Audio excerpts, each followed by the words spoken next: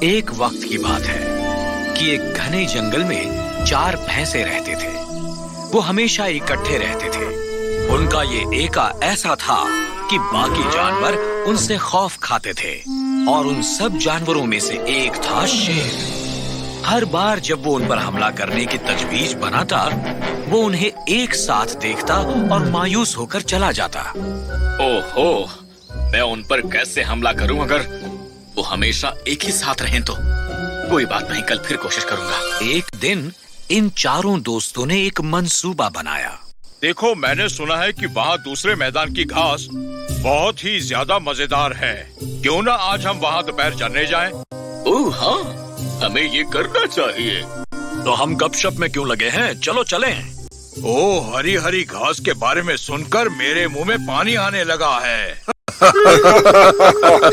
اس کا پیٹ کبھی نہیں بھر سکتا۔ ہاں، صحیح کہا۔ تو وہ اکٹھے وہاں سے رخصت ہوئے اس گھاس کے میدان کی طرف۔ جب وہ جا رہے تھے، ایک لومڑی نے انہیں آتے ہوئے دیکھا۔ وہ اتنی خوفزدہ ہو گئی کہ فوراً وہاں سے بھاگ گئی، پر ان دوستوں نے اس پر غور نہیں کیا۔ وہ خوشی خوشی جا رہے تھے۔ کچھ دیر کے بعد وہ اس گھاس کے میدان پر پہنچے۔ اتنا چلنے کے بعد وہ بھوکے تھے۔ جیسے ہی وہ چرنا شروع کرنے والے تھے، ان میں سے ایک نے کہا، چلو ایک کام کرتے ہیں پیٹو، ہم گھاس کھا لیتے ہیں، تم یہاں کھڑے رہ کر پہرا دو۔ کیوں؟ میں کیوں انتظار کروں؟ مجھے بھی تو بھوک لگی ہے۔ تم چرنے میں بہت وقت لگاتے ہو، تم ہمارے بعد چر سکتے ہو جب ہم تمہارا پہرا دیں گے۔ میں تمہارا نوکر تھوڑا ہی نہ ہوں، میں انتظار نہیں کروں گا، میں بھی تمہارے ساتھ ہی چروں گا۔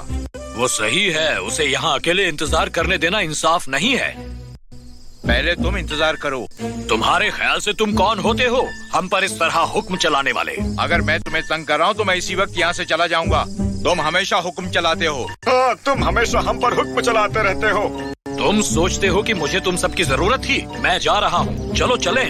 ہاں، جاؤ جاؤ، مجھے کسی کی ضرورت نہیں ہے۔ میں اپنے خود کے بل پر رہ سکتا ہوں، دفع ہو جاؤ۔ وہ 4 ایک دوسرے پر بہت ناراض تھے، پر انہیں یہ پتا نہیں تھا کہ ان کے پیچھے پیچھے شیر آیا تھا، اس فراق میں کہ کب وہ تنہا ہو اور کب وہ ان پر حملہ کر سکے۔ وہ گھاس کے پیچھے چھپ کر انہیں دیکھ رہا تھا، اور یہی ہوا اس دن۔ مجھے اپنی قسمت پر یقین نہیں آ رہا۔ اب میں ان پر حملہ کر سکتا ہوں اور ایک ایک کر کے انہیں کھا سکتا ہوں۔ 4 دوست الگ الگ چل دیے، اور شیر بھی ان کے پیچھے گیا۔